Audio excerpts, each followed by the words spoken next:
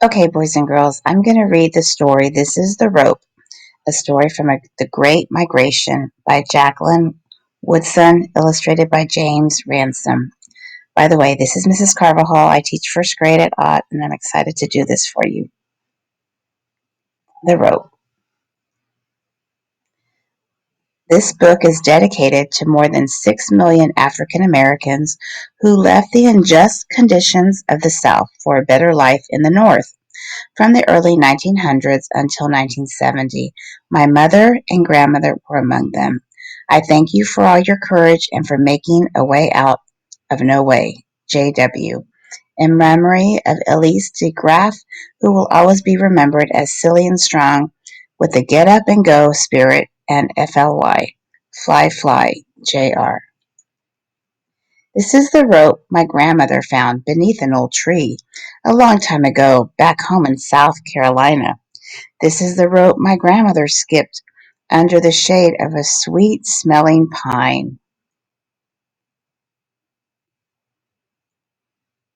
This is the rope my grandfather used to tie a few things they owned to the top of the car that drove my grandmother, who was my mother now, from South Carolina all the way to a place called New York City. This is the rope my grandmother held tight as my grandfather drove real slow past the people and the big city buildings that seemed to go on and on. This is the rope my grandmother used to dry the sweet-smelling flowers she grew in a small window box, reminding her of the flowers back home, where the land, she said, went on and on.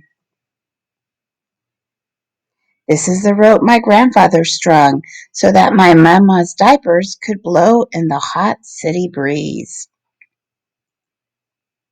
And this is the rope my mamma tied around a small ducky's neck and then pulled it along, singing quack, quack, quack.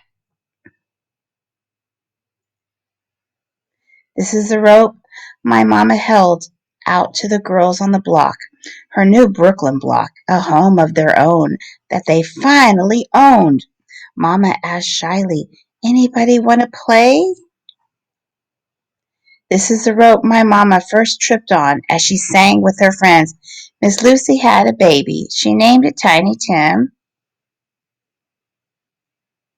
This is the rope my mamma's brothers took from her room for some crazy game that little boys play. This is the rope my mamma found again 10 years later when my grandfather said, "We need a bit of rope to tie these things down inside this here car, like that rope we used to have from back home." Then he drove with my mamma off to a college far away from the city, while up in the window my grandmother waved. This is the rope my mamma placed on the piano around family photos, and me, just a baby, and then a bit bigger already reaching for it. This is the rope my daddy used when he showed me the way to tie a sailor's knot. 2 times around and pull it real tight. You want whatever you make or do in your life, my daddy said, to last. This is the rope my mamma turned as she waved to my daddy and taught me to sing the Miss Lucy song out on our sidewalk, right here in Brooklyn, just last Friday night. This is the rope that held up a sign saying, "We are family," at our picnic reunion in the big park up the street from our home. This is the rope, threadbare and graying, that I traded with Grandma for a brand new one. Then I jumped to a new one. My name is Beatrice. I come from Brooklyn. As my family smiled proudly and the sun began setting as Grandma held on to her rope from way back home. A long memory of sweet-smelling pine.